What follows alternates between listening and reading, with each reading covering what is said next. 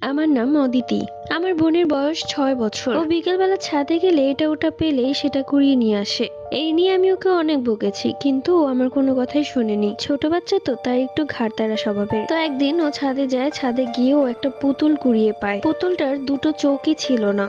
মনে হচ্ছিল কেউ চোখ দুটো টেনে ছিঁড়ে ফেলেছে, এবং মাথায় কোনো চুলও ছিল না। কিন্তু পুতুলটার চেহারায় মায়া, দেখতেই কিরকম একটা ভূতের পুতুলের মতো। তো ওটা কখন কুড়িয়ে এনেছে সেটা আমি নিজেও বলতে পারবো না। কুড়িয়ে এনে ও খেলে সেটা ওর ঝুড়িতেই রেখে দিয়েছিল। তো সেই রাতের 3টার দিকে আমার হঠাৎ করে ঘুম ভেঙে যায়। ঘুম থেকে উঠে দেখলাম ঘরের ভেতর কেমন একটা গন্ধ, মৃত মানুষের গায়ে যে আতর ব্যবহার করা হয় সেই গন্ধ। তো যাই হোক, এত গন্ধ ছিল যে আমার নাক গুলিয়ে বমি আসছিল। আমি এক পর্যায়ে আর না পেরে দৌড়ে গেলাম ওয়াশরুমে, এবং ওয়াশরুমে গিয়ে বমি করি। আমার এই বমি করার শব্দ শুনে মা ঘুম থেকে উঠে যায়, আর আমার কাছে এসে বলে, কি হয়েছে, উল্টাপাল্টা খেয়েছিস নাকি, বমি করছিস কেন? তখন আমি মাকে বললাম যে কিরকম একটা বাজে গন্ধ, তুমি কি পাচ্ছ না? তখন মা বলল, কোথায় গন্ধ, কোনো গন্ধই তো নেই। আমিও অনুভব করলাম যে এখন আর কোনো গন্ধ নেই। এরপর মা চলে যায়, আমি আমার মতো ঘুমিয়ে পড়ি। পরের দিন সকালবেলা আমার ছোট বোনের খুব জ্বর আসে, যার কারণে মা ওকে জ্বরের ওষুধ খাইয়েছিল, কিন্তু জ্বর যেন কমছেই না। সন্ধ্যায় ডাক্তার আসে এবং ওকে অনেকগুলো ওষুধ লিখে দিয়ে যায়। ওষুধগুলো খাওয়ার পর মনে হচ্ছিল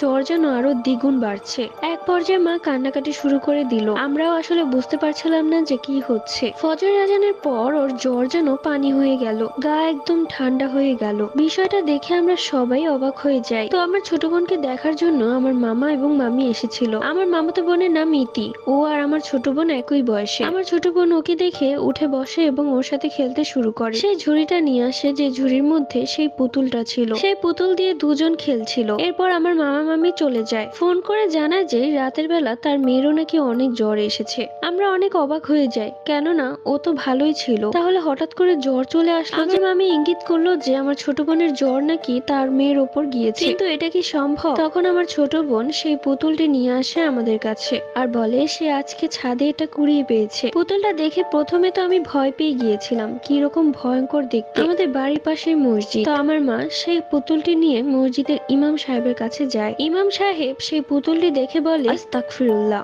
এটা তো কালো জাদুর পুতুল, এই পুতুল আপনি কোথায় পেয়েছেন? এই কথা শুনে আমরা প্রচন্ড ভয় পেয়ে যাই। এরপর ইমাম সাহেবকে বলি, এই পুতুলটা এখন আমাদের কি করা উচিত? তখন ইমাম সাহেব বলে, এই পুতুলটি পুকুরে ফেলে দিতে হবে, আর হ্যাঁ, রাত 12টার দিকে এই কাজটা করতে হবে। পুতুলটি ফেলে দেওয়ার পর ঘুরে আসার সময় ভুলেও পুকুরের দিকে তাকাবেন না। এরপর রাত 12টার দিকে আমাদের একটা পুকুরে যায় বাবা আর মা, এবং সেই পুতুলটি পুকুরের দিকে ফেলে দিয়ে আসে। পুতুলটি ফেলে দেওয়া আসার পর পেছন থেকে অনেক শব্দ শুনতে পায়, কিন্তু বাবা আর মা পেছনে ঘুরে তাকায়নি একটিবার। আর এটি একটি সত্য ঘটনা। সবাই লাইক কমেন্ট শেয়ার করবেন। Bye by.